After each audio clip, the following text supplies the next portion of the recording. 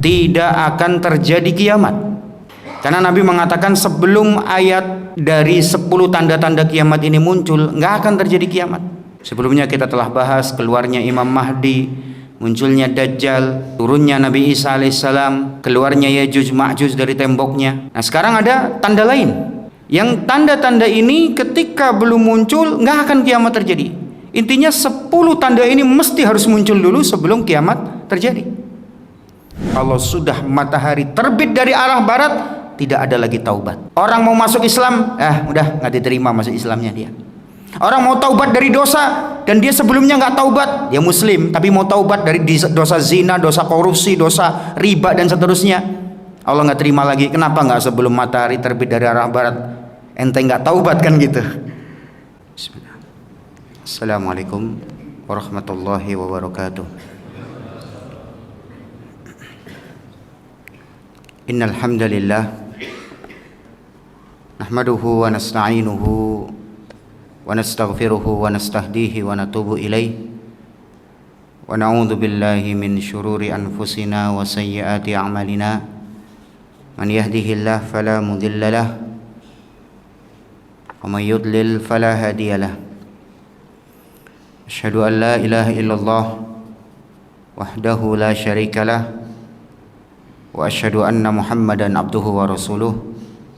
Allahumma salli wa sallim wa barik alaihi wa ala alihi wa sahbihi wa sallama tasliman mazida, amma ba'd. Hadirin jamaah ma'asyiral muslimin rahimani wa rahimakumullah. Alhamdulillah, puji syukur senantiasa selalu kita panjatkan kehadirat Allah Subhanahu wa taala. Di kesempatan malam yang berbahagia ini kita kembali dipertemukan oleh Allah di Masjid Al-Muhajirin ini, dan insyaallah ta'ala kita akan melanjutkan kajian kita, melanjutkan pembahasan tanda-tanda kiamat besar. Semoga majelis kita di kesempatan malam ini mendapatkan keberkahan, kemudahan ilmu, taufik menuju amal, serta menjadi pemberat amal timbangan kita di akhirat kelak. Allahumma amin. Salawat dan salam semoga tercurahkan kepada qudwah dan uswah hasanah kita Nabi Muhammad sallallahu alaihi wasallam, kepada keluarga beliau, para sahabatnya, serta umatnya yang istiqomah di atas petunjuk dan sunnahnya hingga yaumul qiyamah. Ma'asyiral muslimin jamaah al-muhajirin, pembahasan kita berikutnya tanda kiamat besar, yaitu peristiwa longsor di 3 tempat.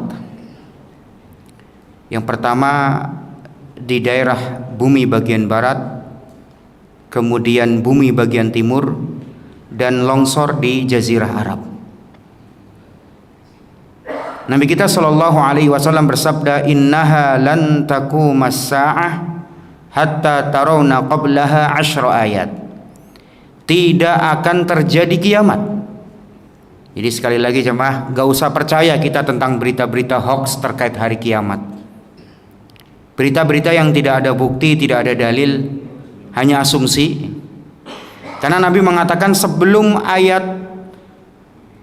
dari 10 tanda-tanda kiamat ini muncul, nggak akan terjadi kiamat. Sebelumnya kita telah bahas keluarnya Imam Mahdi, munculnya Dajjal, turunnya Nabi Isa alaihissalam, keluarnya Yajuj Ma'juj dari temboknya. Nah sekarang ada tanda lain, yang tanda-tanda ini ketika belum muncul nggak akan kiamat terjadi. Intinya 10 tanda ini mesti harus muncul dulu sebelum kiamat terjadi. Nah kalau kita paham ini jemaah, kita nggak akan terpancing, nggak akan mudah cemas ketika mendengar berita-berita, tahun sekian kiamat, tahun sekian kiamat. Dan bukti yang ada, setiap orang yang menyatakan kiamat terjadi tanggal sekian, bulan sekian, tahun sekian, pasti salah. Pasti salah. Kenapa? Karena hanya berdasarkan prasangka dan asumsi. Kalau kita umat Islam sudah punya bukti, yaitu perkataan Nabi. Ya, Nabi menjelaskan ada tanda-tanda kiamat kecil. Harus dilewati semua itu tanda-tandanya. Dan masih ada lagi 10 tanda kiamat besar dan harus terjadi semua. Baru kemudian terjadilah hari kiamat. Nah, di sini yang akan kita bahas, Nabi mengatakan salah satu tanda kiamat adalah wasalasatul khusuf, terjadinya 3 longsor, 3 pembenaman bumi.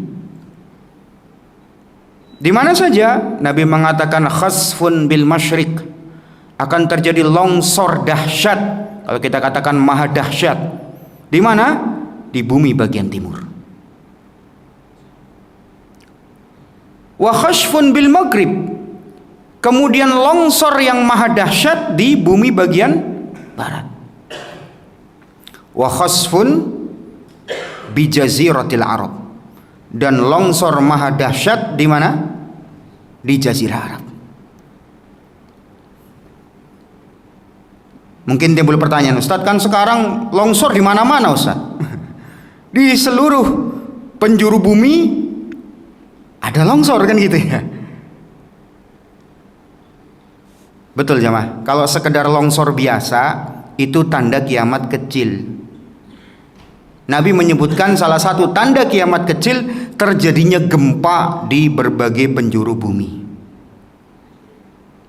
Itu tanda kiamat kecil.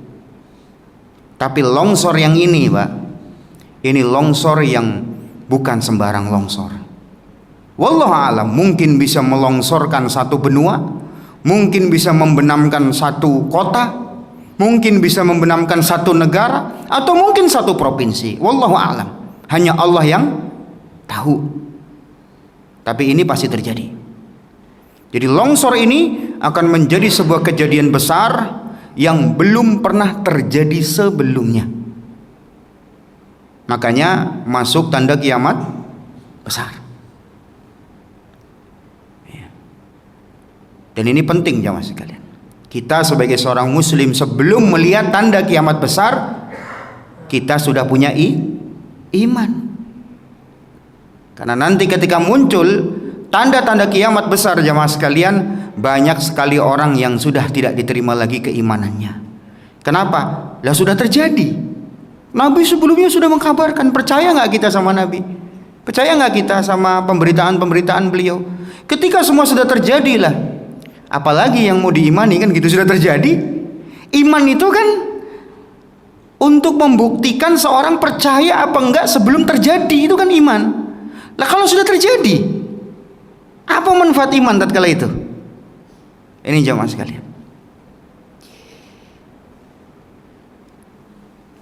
Jadi ini salah satu tanda kiamat, yaitu tanda kiamat yang menggemparkan dunia di saat itu, berupa 3 longsor yang sangat dahsyat di bumi bagian timur, bumi bagian barat, dan jazirah Arab. Kemudian jamaah sekalian, selanjutnya di antara tanda kiamat besar dari 10 tanda kiamat yang dikhabarkan oleh Nabi kita alaihi salatu wassalam adalah munculnya dukhon, atau kita menyebutnya asap.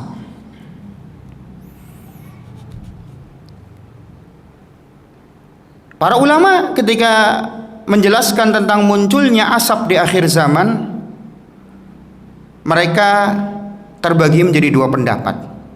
Ada yang mengatakan asap ini sudah muncul yaitu di masa Nabi Shallallahu Alaihi Wasallam, ketika kaum Quraisy diazab oleh Allah, orang-orang musyrik, karena mereka melampaui batas, mereka menyiksa umat Islam, mereka membunuh Nabi kita Shallallahu Alaihi Wasallam.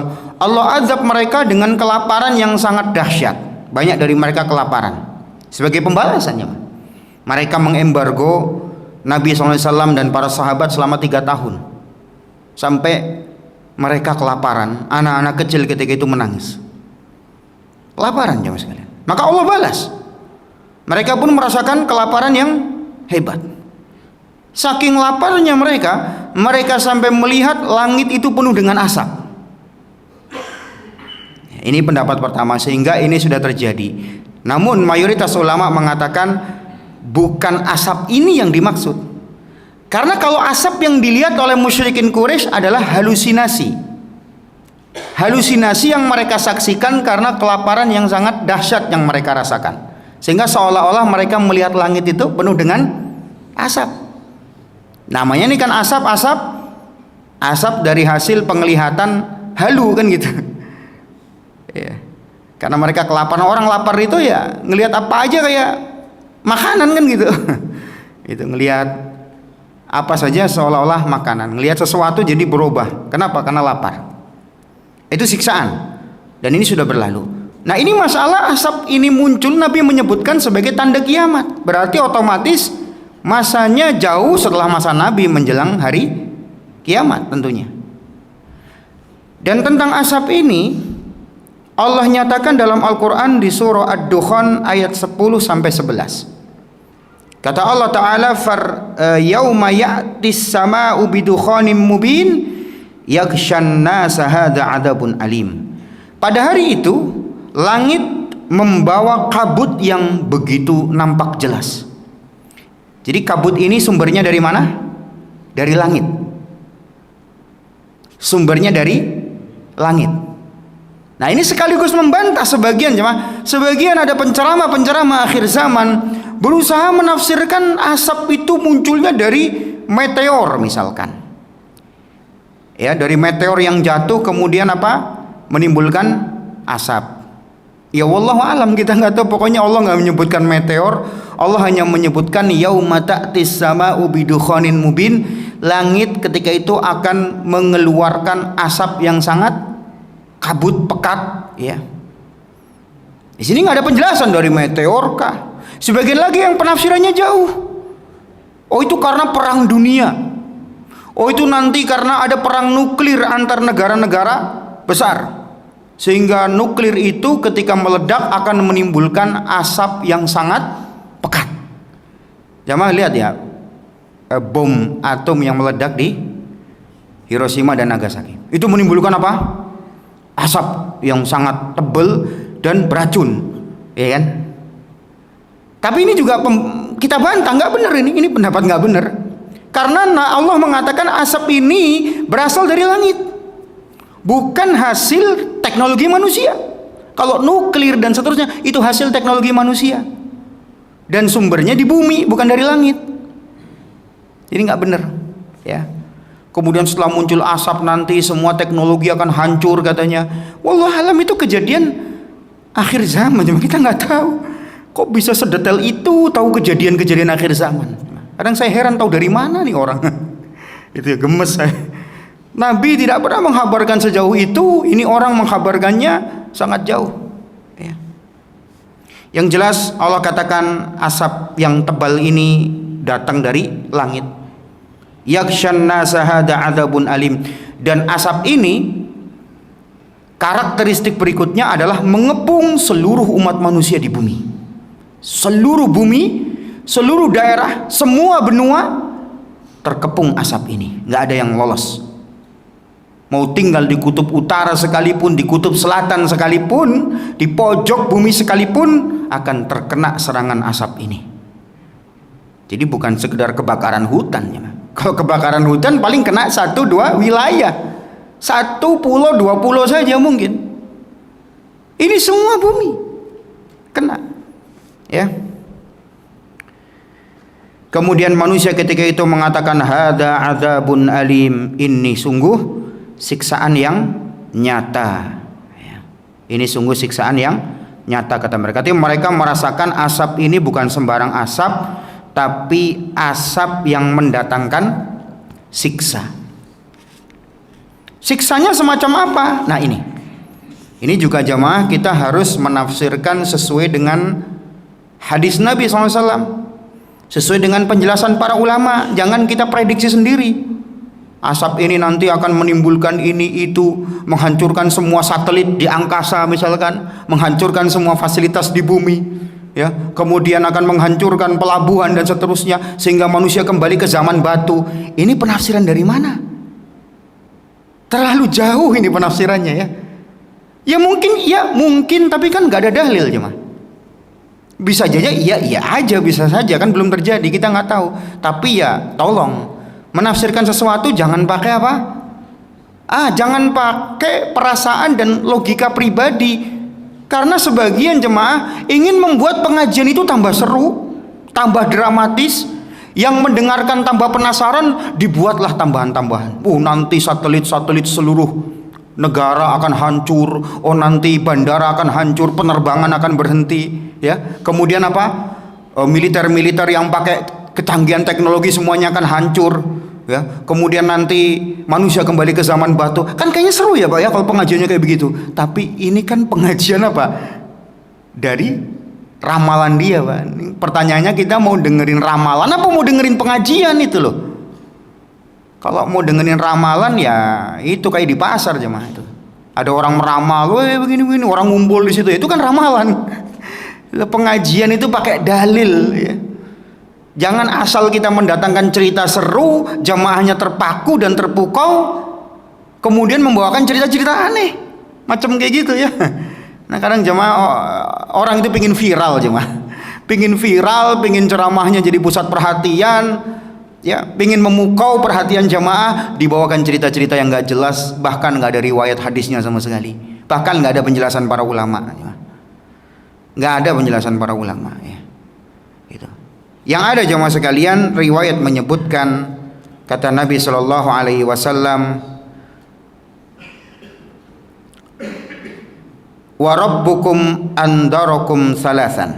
Kata Nabi ketika itu, Rabb kalian yaitu Allah memperingatkan tentang 3 perkara besar. Ad-dukhan, yaitu diantaranya memperingatkan kalian tentang dukhan, asap. Asap ini gimana karakternya? Ya'khudul mu'mina minhu kazzakmati. Asap ini ketika terpapar, ketika mengenai orang-orang yang beriman, maka orang yang beriman ketika itu akan merasakan flu, demam. Gitu aja. Jadi orang-orang yang beriman hanya terpapar flu dan demam.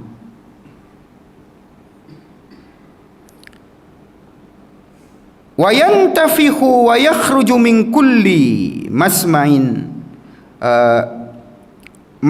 minhu. Kemudian ketika ya'khudul kafir, ketika asap ini mengenai orang kafir, fayan tafihu wa yakhruju min kulli masma'in minhu, maka orang kafir tersebut tubuhnya membengkak dan keluar hal-hal aneh dari telinganya. Ini. Jadi kalau kena orang mukmin hanya merasakan flu dan demam.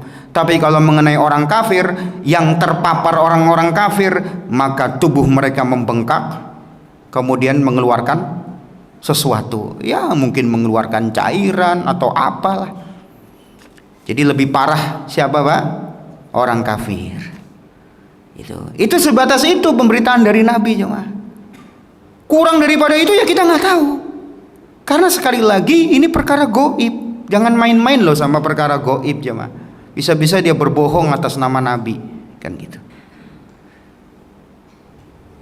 Jadi ini karakter asap yang nanti keluar di hari atau menjelang hari kiamat, ya, sebagai tanda-tanda kiamat besar. Kemudian kata Nabi, wasaniyatu ad-dabah, perkara kedua adalah munculnya dabah, binatang melata. Ini setelahnya jemaah kita bahas insyaallah. Wasalisatu dajjal, kemudian yang ketiga munculnya dajjal. Ini sudah kita bahas.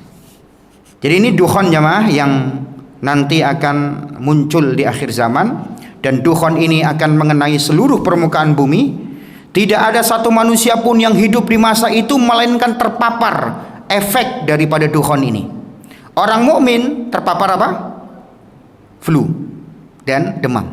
Orang kafir membengkak tubuhnya dan telinganya mengeluarkan sesuatu. Ya. Karena memang ini azab dari Allah, sehingga manusia waktu itu mengatakan hada azabun alim, ini sungguh siksaan yang menyakitkan, ya. Jadi manusia ketika itu mengatakan ini hari-hari yang menyakitkan, nggak pernah ada kejadian kayak begini, gitu. Jadi makin kesini jemaah makin menakutkan dunia. Jadi supaya kita siap-siap aja. Kemarin corona saja banyak yang stres jemaah, sehingga banyak orang mati bukan karena virusnya, karena stresnya. Dan makin ke sini dunia makin gak baik-baik saja, makin menakutkan ya. Ya supaya kita siap. Begitulah dunia. Namanya kita hidup di dunia, bukan di surga. Maka ini kejadian-kejadian yang setelahnya pasti akan ada kejadian-kejadian yang tidak akan bisa kita prediksi dan kita perkirakan. Nah ini jemaah. Baik, selesai kita bahas tanda kiamat berikutnya, yaitu terbitnya matahari dari arah barat.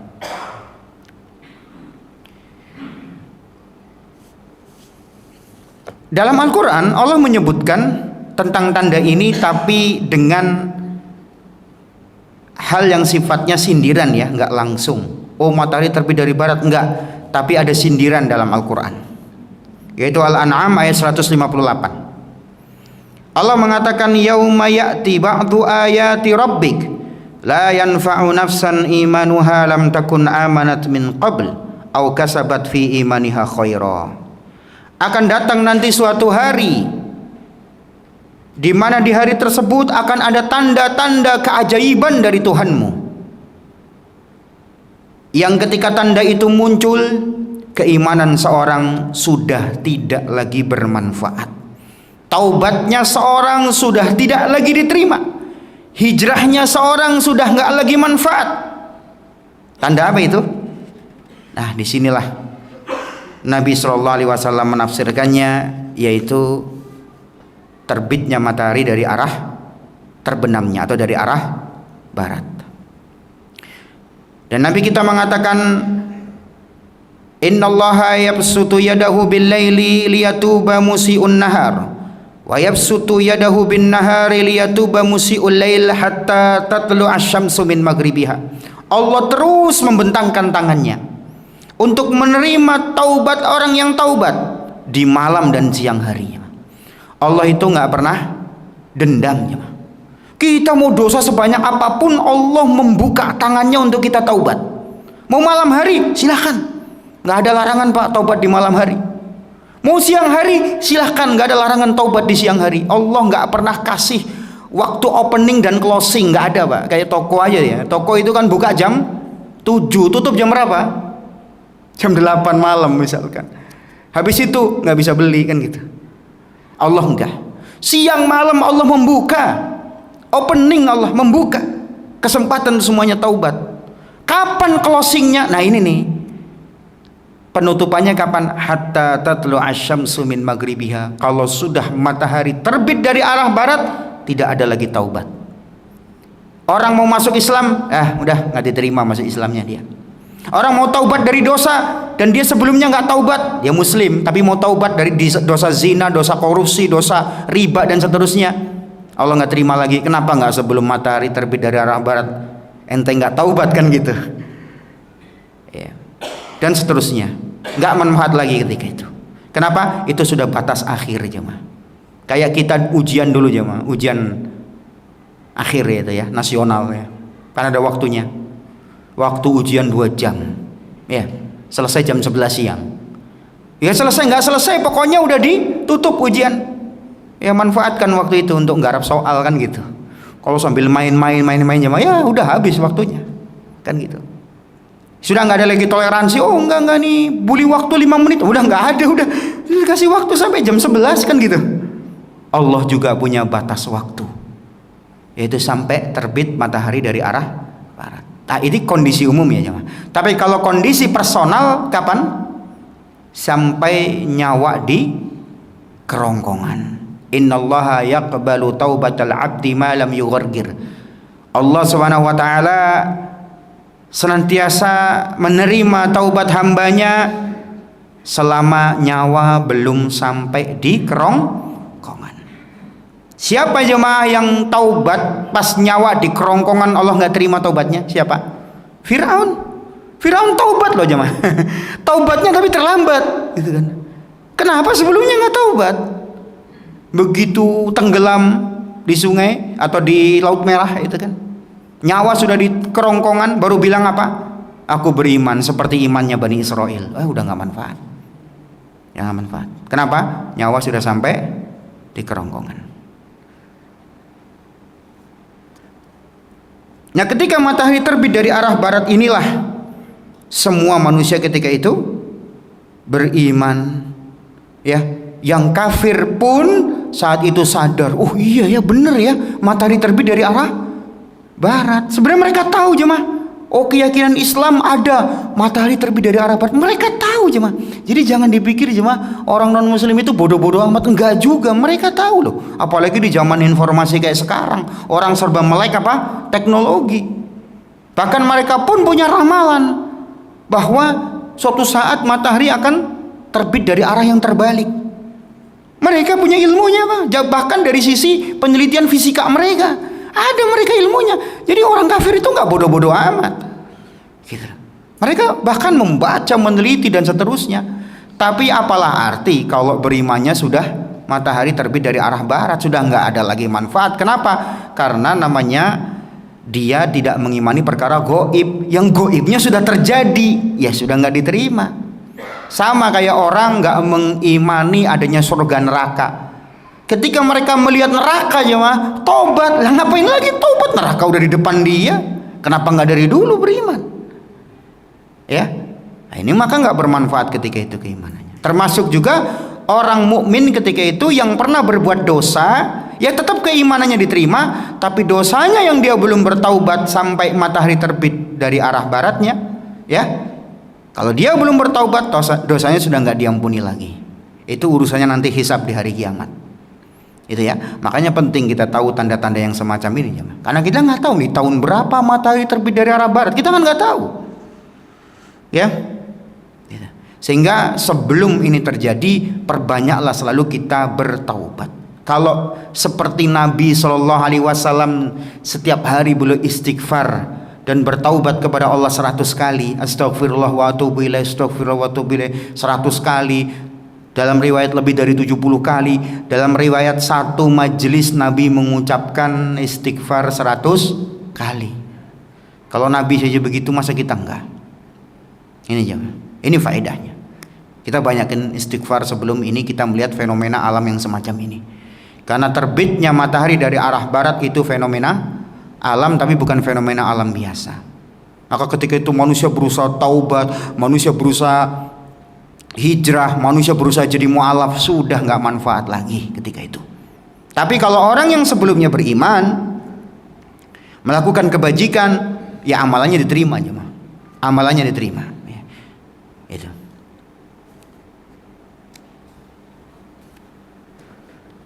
Dan ini kejadian yang sangat dahsyat, jemaah. Kenapa? Karena manusia nggak pernah melihat fenomena semacam ini. Taunya mereka yang matahari terbit dari arah timur. Tiba-tiba mereka melihat hal ini. Mereka sadar ketika itu ini berarti kiamat mau datang gitu kan ya. Akhirnya mereka bertaubat, mereka masuk Islam, tapi sudah nggak diterima lagi keimanannya. Ya. Dari sini timbul pertanyaan jemaah. Bukankah kalau hari kiamat nanti nggak ada seorang pun yang mengucapkan Allah? Ya kan? Sementara ini orang pada istighfar kan, berarti kan masih menyebut nama Allah ya. Berarti gimana Ustaz? Kan nanti kalau kiamat gak ada seorang pun menyebut nama Allah, gak ada yang zikir, gak ada yang istighfar lagi. Sementara ini terbit dari arah barat, orang masih taubat kepada Allah. Berarti masih menyebut nama Allah berarti. Jawabannya jemaah sekalian, antara terbitnya matahari dari arah barat sampai hari kiamat, ya masih ada jarak waktu lagi jemaah. Masih ada. Ada riwayat menyebutkan jarak waktunya kurang lebih sekitar 120 tahunan. Tapi riwayatnya nggak sahih. Riwayatnya nggak sahih. Berarti hanya Allah yang tahu. Ya mungkin 100 tahun, mungkin 200 tahun, ya terserah Allah, kita nggak tahu. Yang jelas masih ada jeda waktu. Nah, sepanjang jeda waktu itulah namanya fenomena alam jemaah. Orang kan gampang lupa. Sifat manusia itu apa? Gampang lupa. Jadi ketika mereka udah biasa lagi melihat matahari terbit dari arah barat, ini mah biasa aja, kagak kiamat juga ya, gitu ya. Akhirnya apa? Kafir lagi mereka yang kafir. Kenapa? Ini cuma fenomena alam kan gitu. Sama kayak jemaah. Nabi itu kan lihat gerhana itu, beliau gimana? Karakter beliau takut. Karena di zaman Nabi gerhana itu bisa kehitung jemaah. Paling sekali, 2 kali gitu. Nggak sering zaman Nabi gerhana. Makanya Nabi ketika melihat gerhana, beliau keluar ke masjid, beliau panggil orang sholat gerhana dalam keadaan takut. Kita sekarang jamaah melihat gerhana biasa aja, ya. Bahkan dijadikan sebagai momen menarik. Bu, ini gerhananya warna merah, besok warna kuning, besok warna abu-abu gitu kan. Malah dijadikan hiburan gitu. Dulu Nabi melihat gerhana penuh rasa takut, sekarang orang melihat gerhana hiburan. Sama seperti itu juga orang ketika melihat matahari terbit dari arah barat, karena sudah biasa mereka lihat, wah matahari terbit dari barat, udah biasa aja, nggak kiamat juga, oh ya biasa aja ya. Akhirnya mereka kafir lagi gitu ya, karena sifat manusia gampang lupa gitu ya, sehingga itu dianggap fenomena alam biasa lagi. Nah, disitulah nanti terjadi hari kiamat kepada sekafir-kafirnya manusia ketika kiamat terjadi. Jelas ya jemaah ya. Baik, selanjutnya munculnya tanda kiamat berikutnya adalah hewan yang mampu berbicara atau dabbah. Ya, dabbah. Dalam surah An-Naml ayat 82, wa idza waqa'al qawlu 'alaihim akhrajna lahum dabbatan minal ard tukallimuhum anna an-nasa kanu biayatina la yuqinun. Dan apabila telah datang kehancuran alam, apabila masa kehancuran alam sudah dekat, kata Allah, kami akan keluarkan makhluk bergerak yang bernyawa dari bumi. Ini dabbah, ini biasanya kita menyebut binatang ya. Binatang ini karakternya dikeluarkan oleh Allah dari bumi, minal ardi, dari bumi. Jadi dia nggak punya apa tuh kalau kita bilang jemaah, nggak punya induk, nggak punya ya.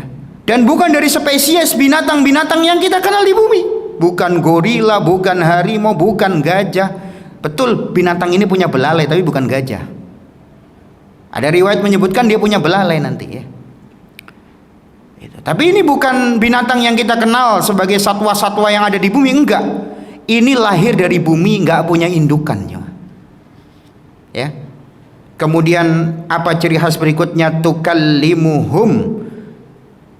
Binatang melata ini, dabbah ini mampu berbicara dengan manusia. Artinya dia bisa ngomong. Loh, Ustadz ngomong pakai bahasa apa? Ya nggak ngerti lah bahasa bumi ketika itu jemaah. Bahasa apa aja dia ngerti lah. Ngerti Allah bikin keajaiban, namanya juga akhir zaman. Dikasih keajaiban sama Allah, dia bisa ngomong dengan semua penduduk bumi yang masih hidup saat itu.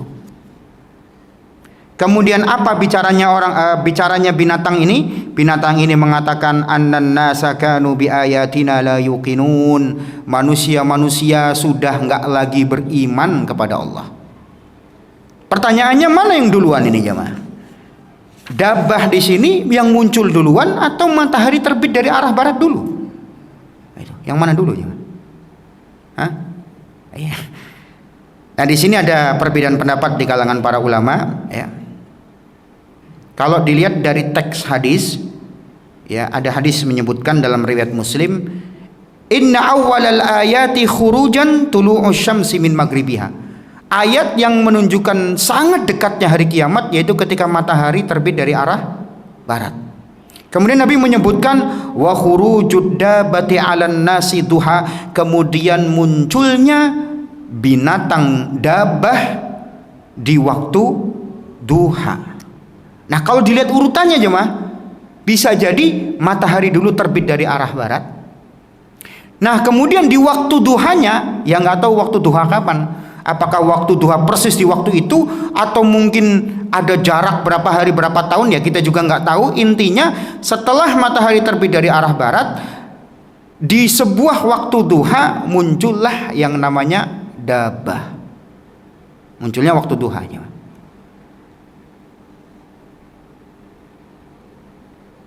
Nah, di sini kemudian apa tugasnya dabbah ini?